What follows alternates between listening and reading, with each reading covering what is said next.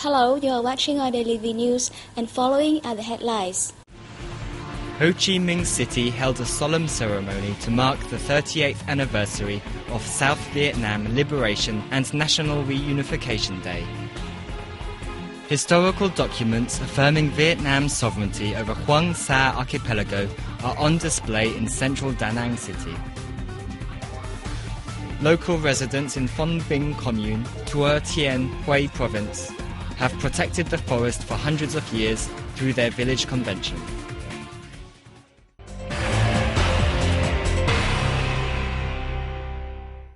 A solemn ceremony was held in Ho Chi Minh City on April 29th to mark the 38th anniversary of South Vietnam Liberation and National Reunification Day, April 30th. We have more. Former Prime Minister Phat Van Khai, Defence Minister General Phung Quang Thanh, and Secretary of the Municipal Party Committee Lê Tang Hai attended the event, among others.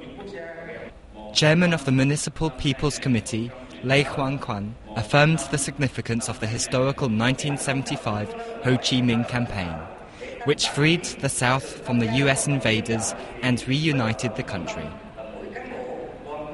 He described it as a victory of the national, social and human liberation cause under the leadership of the Communist Party of Vietnam and President Ho Chi Minh. He added that the armies and people of Saigon, former name of Ho Chi Minh City, made considerable contributions to the victory. An exhibition displaying historical documents affirming Vietnam's sovereignty over Hoang Sa Archipelago opened in central Da Nang City on April 29. On display are documents, maps and scientific research that affirm Vietnam's indisputable sovereignty over Hoang Sa and Chung Sa archipelagos. The historical documents on display have been supplied by scientists, researchers, foreigners and overseas Vietnamese. We hope that the event will help foreign friends understand more about Vietnam's sovereignty over Chung Sa and Hoang Sa and help protect the truth and international law. The exhibition draws the attention of foreigners living and working in Vietnam.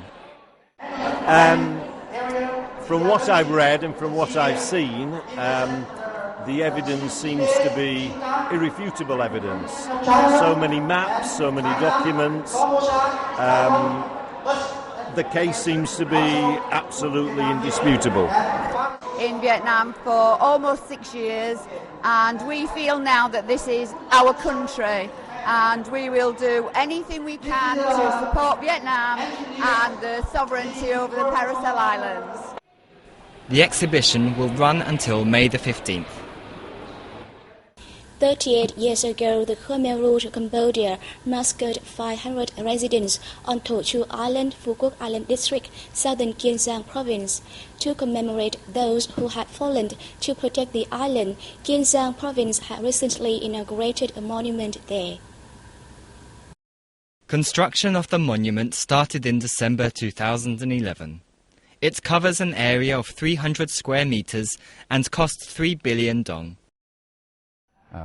This is a place we commemorate those residents who sacrificed themselves to defend national sovereignty.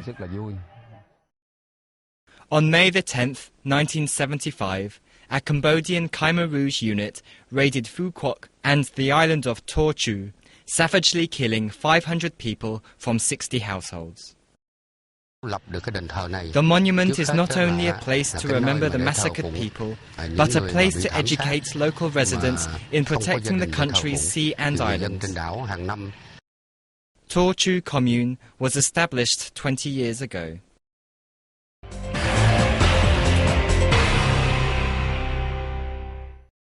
During the first 4 months of this year, Vietnam has attracted newly registered an additional FDI capital totaling $8.2 billion, a 17% increase over the same period last year. We have more.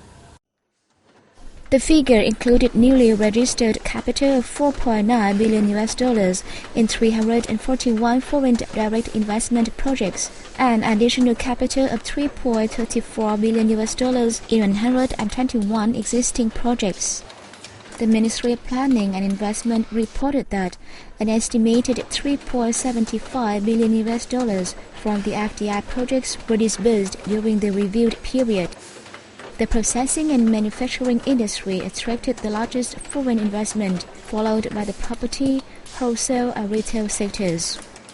The Ministry of Planning and Investment said since the beginning of the year, Japan ranked first among foreign investors. It registered a combined new and additional capital of $3.6 billion, followed by Singapore with $2.3 billion and Russia with $1.1 billion.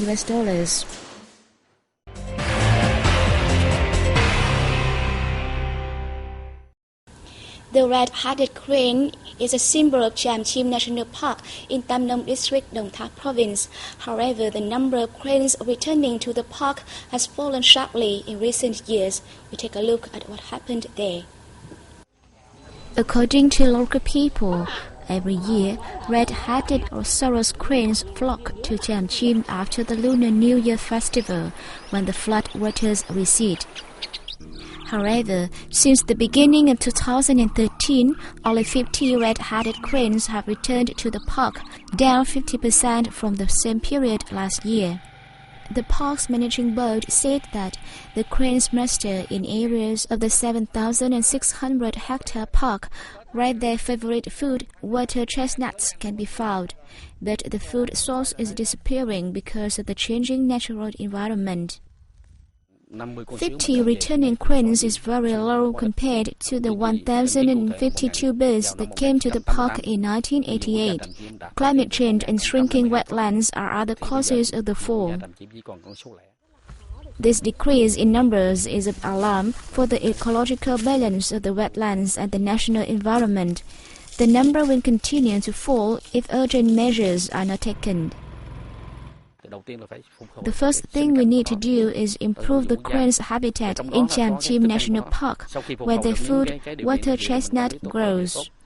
Then we have to strengthen management, especially the management of water sources. I hope that the park will welcome the return of hundreds of red-headed cranes in the coming time. The red-headed crane, with an average weight of 7 to 15 kilos, is listed in the World Red Book of Endangered Species. The preservation of this rare bird needs more efforts of not only national but international scientists and managers. Đường Bắc is the name of an ancient forest that surrounds and protects villages in the north of Phong Bình commune in the central province of Thừa Thiên Huế. Local residents have protected the forest for hundreds of years through their village convention, a useful practice that can be introduced to other localities. Let's take a look. The forest includes various rare and valuable trees that are hundreds of years old. According to 84-year-old Ngô Văn Tá, no one knows when the trees were planted, but people are sure the forest has existed since the reign of King Tự Đức from 1847 to 1883. The trees have stood there for hundreds of years, protecting people from storms and floods. Therefore, people worked on a village convention to protect them. We are not sure when the forest started to grow. I'm 84 now, but the forest has existed since my grandfather's time. Đường Bắc now has hundreds of old trees. They are grown in a 9-kilometer-long area from Phò Trạch, Siêu Quần to Vân Trình communes. The forest is unique and has significant environmental and spiritual values. Villagers consider the forest as a monument dedicated to their ancestors who founded the villages. Đường Bắc protects local residents from storms and floods, so we all, from local people to administration, exert every effort to protect it. Aware of the ownership of the forest, local residents from Phong Bình commune have adopted the convention in an effort to preserve and develop the forest. All activities from exploiting the forest to cutting down the trees are banned. Anyone found harming the trees will be punished as per the regulations in the village convention. Culprits will be fined an amount of money equal to the value of the destroyed tree, and their names will appear in the media. But in general, people look after the forest pretty well.